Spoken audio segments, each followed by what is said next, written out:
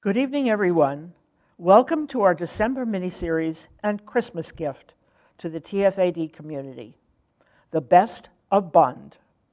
These films were selected from several major critics' Best of Bond lists to produce a group of 4 of the most highly regarded movies in the Bond franchise.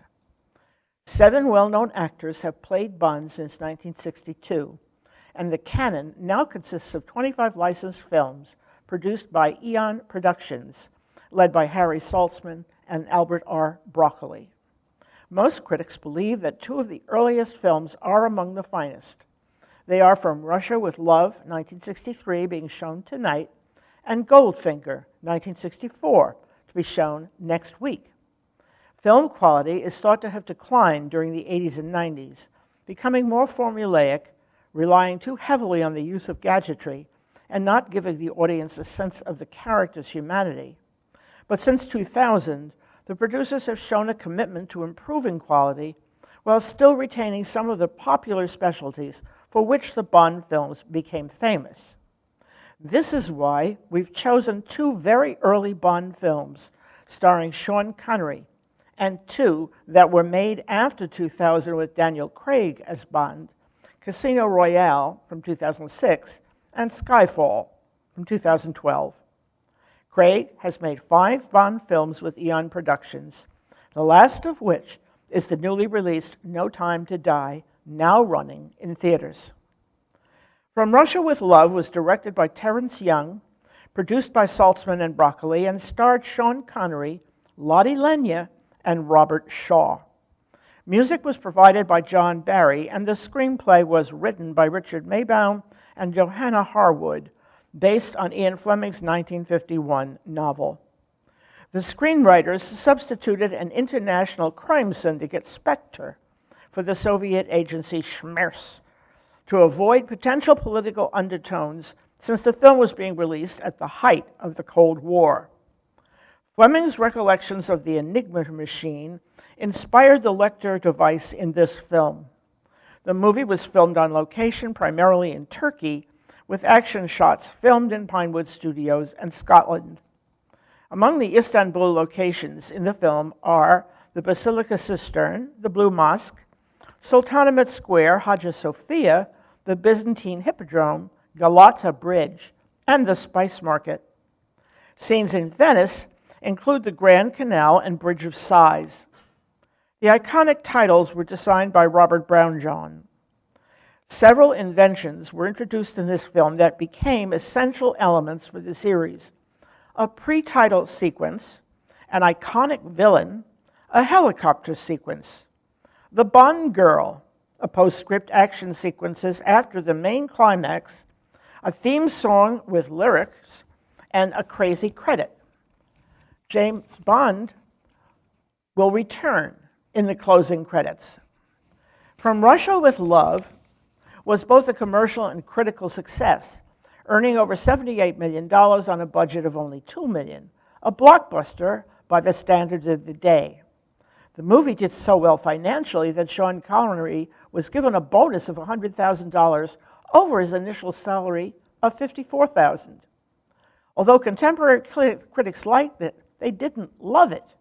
More recent critics were happier.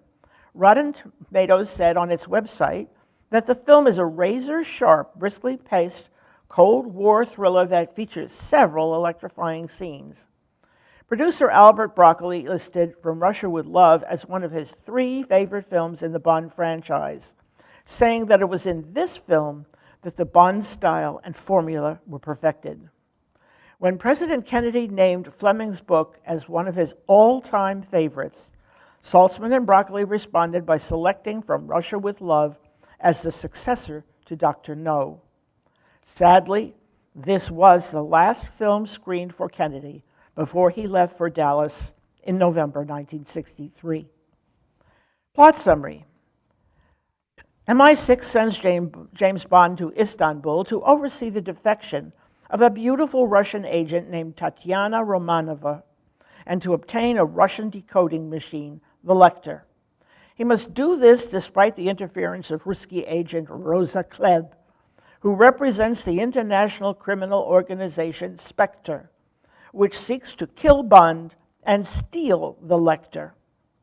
Bond and Tatiana flee with the device on the Orient Express, dodging Klebb and her henchman, Donald Red Grant. Klebb is equipped with all the spy tricks in the book, though even she cannot take Bond down. Will Bond and Tatiana disappear into the sunset with the Lecter, or will Spectre have its way? Fun facts about the film. The villain, Ernest Stavro Blofeld, a.k.a. Number One, is never seen, only his arms holding his white cat. Daniela Bianchi was cast as Tatiana. Although she took English lessons, her lines had to be dubbed by British actress Barbara Jeffords because of her thick Russian accent. Rosa Klebb's knife shoe is based on a real device used by the KGB. Connery's 8 specially tailored Savile Row suits were valued at $2,000 each. Astronaut Yuri Gagarin's portrait hangs on the wall of the Russian consulate lobby. Pedro Almendares was suffering from terminal cancer when he portrayed Ali Karim Bey. Young altered his shooting schedule to allow Almendares to film scenes while he was still able. Kronstein's chess moves are from the 1960 game between Boris Spassky and David Bronstein at the USSR Chess Championships in Leningrad. Robert Shaw stood on a wooden crate in his scenes with Bond because he was 4 inches shorter than Connery. The main administration office of Pinewood Studios was used to depict Spectre headquarters. The collapsing rifle given to Bond is not a gimmick. It was an Armalite AR-7 collapsing rifle, which could actually be disassembled and fitted into its stock. The fight between Donald, Red Grant, and Bond lasts only a few minutes on screen, but took 3 full weeks to film. The rats swarming in the movie were like sewer rats, but they wouldn't run, and they had chocolate to make them look like sewer rats, preferring to hang out and lick their fur. The crew substituted wild rats to make the scene work. Bond's gadget for checking for electronic bugs is a device called an Elco-meter. The helicopter chase scene is an homage to the crop duster scene in Hitchcock's North by Northwest from 1959. The building in which Bond first meets Tatiana is Istanbul's Hagia Sophia. The boat chase at the end of the movie was supposed to film in the Greek archipelago, but was actually shot off the west coast of Scotland. The scene in which Bond and Tatiana throw the barrels off the boat was actually filmed in Loch Cranish in Argyll, Scotland. Connery and Almendares wore hairpieces throughout the film. The gypsy camp scene was a replica built at Pinewood Studios. The movie tones down the implication that Rosa Klebb is gay to nothing more than Rosa patting Tatiana's knee in order to pass by the censors. The helicopter chase scene was filmed with a radio-controlled miniature.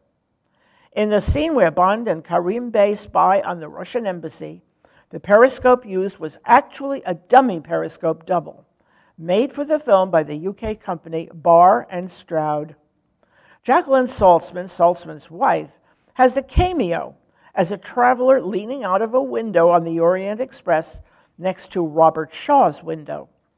Terence Young's wife, Dorothy Bennett, has a cameo as well as a woman on a bridge in Venice who films Bond and Tatiana. Things to look for. Product placements. Look for Rolex watches, Titinger Blanc de Blanc champagne, Bentley cars, and Bond's famous Aston Martin.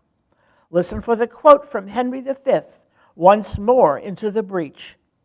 Look for a billboard advertising another of Saltzman's and Broccoli's films, Call Me Buona, 1963. Look for Blofeld arms around his lovely white cat. Anthony Dawson's crazy credit, the cameos of Harry and Jacqueline Saltzman and Dorothy Bennett, Bond's trick attaché case, Istanbul and Venice locations, Tatiana's voice, which is Barbara Jeffords that we hear, Rosa Klebb's knife shoe, Bond's $2,000 Savile Row suits, Yuri Gagarin's portrait on the Russian embassy wall, the chess game, the rifle which can be broken to fit inside its stock, Connery and Almendarez both with hairpieces, the dummy periscope double, the helicopter chase, and the famous titles. Now it's time to view Russia from Russia with love. Sit back, settle in, please remember, it may take a few minutes for the film to roll. Enjoy.